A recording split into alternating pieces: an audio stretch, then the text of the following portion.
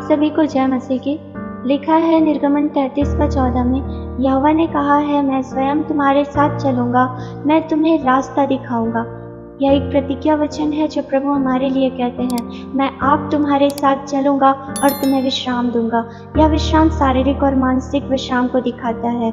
जब हम शांत विश्राम अवस्था में रहते हैं, हम परमेश्वर के लिए ज़्यादा अच्छे से कार्यों को कर पाते हैं, ज़्यादा सही रीति से हम निर्णय ले पाते हैं और अच्छे कार्यों के लिए हम योजना बना सकते हैं। हम और आप जब विश्राम की स्थिति में होते हैं, हम लोगों के लिए आशीष का कारण बन सकते हैं। प्रभु की उपस्थिति में रहना ही विश्राम है। बोझ को कुछ इस तरह से हम देखेंगे। पहला है शारीरिक बोझ, फिर दूसरा है मानसिक बोझ, फिर तीसरा है आत्मिक बोझ।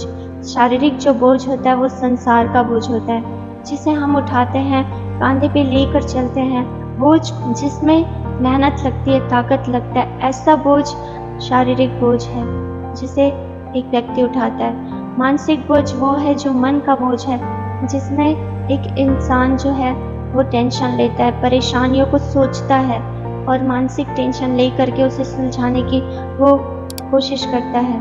इस प्रकार ये मानसिक बोझ है। तीसरा है आत्मिक बोझ, जो हमें परमेश्वर पिता देते हैं। जब हम परमेश्वर की आज्ञा मानते हैं, हम आत्मिक बोझ को उठाते हैं। जब एक व्यक्ति अपने बोझ को, शारीरिक और मानसिक बोझ को जब परमेश्वर पिता को दे देता है, प्रभु को दे देता है, वह विश्राम की अवस्था में पहुंच जाता है और आत्मिक बोझ को वो ले लेता है।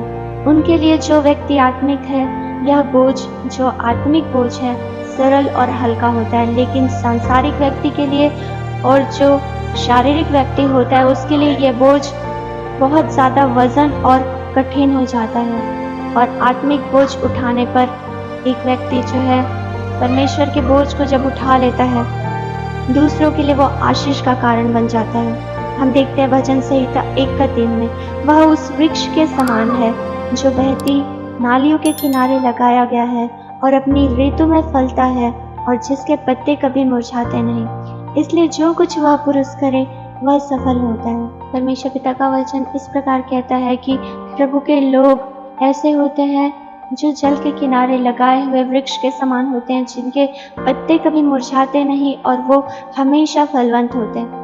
परमेश्वर पिता का वचन कहता है कि जो प्रभु के साथ साथ जो चलते हैं, प्रभु की उपस्थिति में चलते हैं, विश्राम की स्थिति में चलते हैं, वो ऐसे ही वृक्ष के समान है जो फलते फूलते रहते हैं और प्रभु में बढ़ते रहते हैं और खुद भी हरे भरे रहते हैं और जयवंत होते हैं। और जब वो दूसरों के लिए भी, जब उनके जीवन में, उनके आसपास में होते हैं, उनके बोझ को जब वो हल्का करते हैं, उनके लिए एक आशीष का कारण बन जाते हैं। तो परमेश्वर पिता के लोग जब आत्मिक बोझ को लेते हैं, उनके लिए वो सरल और सहज रहता है और वो हल्का होता है।